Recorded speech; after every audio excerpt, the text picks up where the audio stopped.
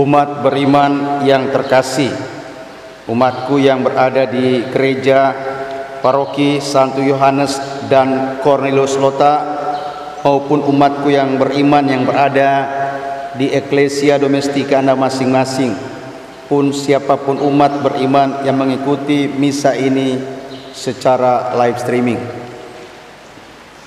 Memberi makan adalah tindakan konkret yang keluar dari rasa tanggung jawab dan ketergerakan hati, relasi antar manusia, apalagi yang berdekatan seperti keluarga dan kelompok sosial, gereja, marga, kampung. Tidak heran kita melihat perjuangan keras di dalam keluarga. Seorang ayah atau ibu bekerja agar anak-anak boleh mendapat makan sehari-hari. Mereka bekerja tidak kenal lelah, asalkan semua anggota keluarga boleh mendapatkan asupan makanan yang cukup. Umat beriman yang terkasih, bacaan-bacaan hari Minggu biasa ke-18 ini menggambarkan kemahabaikan Allah yang tercermin dalam pribadi Yesus yang sebenarnya mau mengasingkan diri ke tempat yang sunyi, terpencil untuk beristirahat sejenak. Tetapi manakala melihat dan berjumpa dengan orang banyak, hatinya tergerak oleh belas kasihan, sehingga dia melakukan tindakan konkret dengan menyembuhkan mereka dan mengajak para murid untuk memberi makan kepada orang banyak tersebut. Hal ini semoga memberikan inspirasi kepada kita bahwa satu, Yesus menyelaraskan apa yang Dia katakan, ajarkan dengan tindakan nyata. Tergerak hati oleh belas kasihan diungkapkan dengan tindakan nyata, yakni memberikan kesembuhan.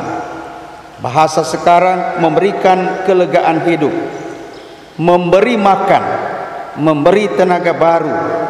Karenanya Yesus berkata, kamu harus memberi mereka makan. Maka tergerak hati oleh belas kasihan tidak hanya sekedar simpati, yang dalam bahasa orang kalau lihat orang susah cuma bilang kasihan, tapi hendaknya bergeser dari simpati kepada empati, sehingga kita suka memberi, suka menyisihkan apa yang kita miliki untuk bilang napa, bukan cuma bilang mana, tapi napa. Sadiki mar kita kasih dengan tulus hati. Itulah keselarasan antara kata dan tindakan yang Yesus sudah buat untuk kita.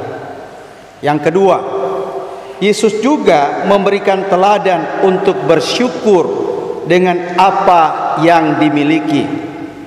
Pada kami hanya ada 5 buah roti dan 2 ikan. Dan Yesus mengucap syukur atas 5 roti dan 2 ikan, dan kemudian memberikan doa berkat. Maka kita tidak hanya sekedar mengeluh, bilang kurang, tetapi bersyukur dengan apa yang dimiliki dan apa yang mampu dimiliki.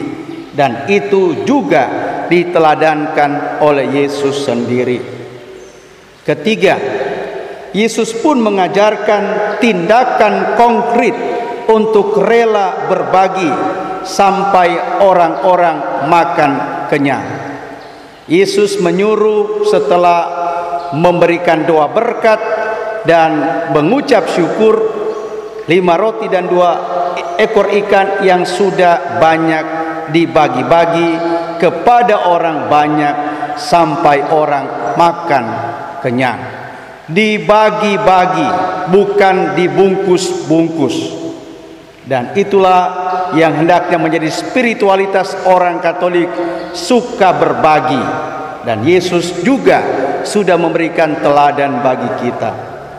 Keempat, Yesus memberi teladan untuk tidak membuang makanan, tetapi makanan yang sisa dikumpulkan dan disimpan untuk dipakai lagi pada kesempatan berikut. Yang indah dari teladan Yesus adalah makan kenyang dulu, baru menyimpan makanan. Tidak seperti kita yang ada di sini, bungkus dulu baru makan, sehingga biarpun makanan tersedia banyak, tidak pernah cukup, karena kita sudah mementingkan diri sendiri baru orang lain. Tapi Yesus mementingkan orang lain baru diri sendiri. Spiritualitas untuk rela berbagi dan rela menyimpan apa yang dimiliki untuk kemudian dibagi-bagi kepada orang yang lebih membutuhkan. Umat beriman yang terkasih, masa pandemi ini semoga membuat hidup dan karya kita tetap bersemangat, biarpun dalam prinsip kehati-hatian dan kewaspadaan yang tangguh. Mari kita menjalani hidup saat ini dengan satu, tidak pernah dan tidak mudah menyerah, tetap bekerja keras agar mampu mendapatkan hasil bumi, agar mampu bertahan hidup. Yakinlah bahwa kerajinan yang sungguh pasti mendatangkan hasil. Kalaupun hasil sedikit, jangan lupa bersyukur. Kedua, tetaplah rajin berdoa sebagai ungkapan syukur karena keyakinan iman bahwa segala-galanya adalah datang dari kemahamurahan Tuhan. Sehingga biarpun gereja ini masih dibatasi orang berkunjung, tetapi harapan saya sebagai pastor paroki, di rumah Anda masing-masing, bangunlah gereja kecil yang indah dan sedang bercahaya. Mudah-mudahan umat paroki saya tetap juga suka misa, tapi misa yang diikutinya dengan live streaming. Tidak menonton live streaming, tapi ikut misa live streaming dengan mata iman yang teguh tekun bahwa Yesus sungguh-sungguh hadir di rumahmu, sehingga manakala ada komunik kerinduan, ada juga keyakinan bahwa Yesus pasti memberikan kemahamuraan dan kelegaan kekuatannya. Yang ketiga, jangan lupa berbagi satu sama lain. Kita berbagi bukan karena kita kaya atau berkelimpahan, tetapi karena kita saling memandang sebagai sesama saudara yang harus saling menjaga dan menghidupkan. Semoga biarpun kita sulit, masih ada ruang hati yang solider untuk memberikan derma, yang dalam bahasa Gereja Keuskupan Manado, sumbangan operasional paroki, bukan karena keterpaksaan, tapi karena panggilan iman bahwa kita adalah sesama saudara separoki, sekevikepan, sekeuskupan yang indah kalau kita isi dengan rela berbagi dari keterbatasan bahkan kesederhanaan hidup kita. Keempat, tidak membuang-buang berkat, tetapi dalam semangat kecerdasan ekonomi menyimpan bekal yang cukup untuk hari esok. Tidak memiliki semboyan hidup, ada tada nyanda ada haga, biar ba utang asal ba pesta. Selalu merencanakan masa depan yang baik agar hidup boleh menuju sejahtera. Karena itu saya menghimbau secara istimewa kepada anak-anak terkasih, anak-anak muda terkasih, bantulah orang tuamu dengan bekerja sama menata hidup menuju sejahtera. Jangan cuma menghambur-hamburkan dan memfoya-foyakan masa mudamu yang kreatif dengan hal-hal yang tidak berguna.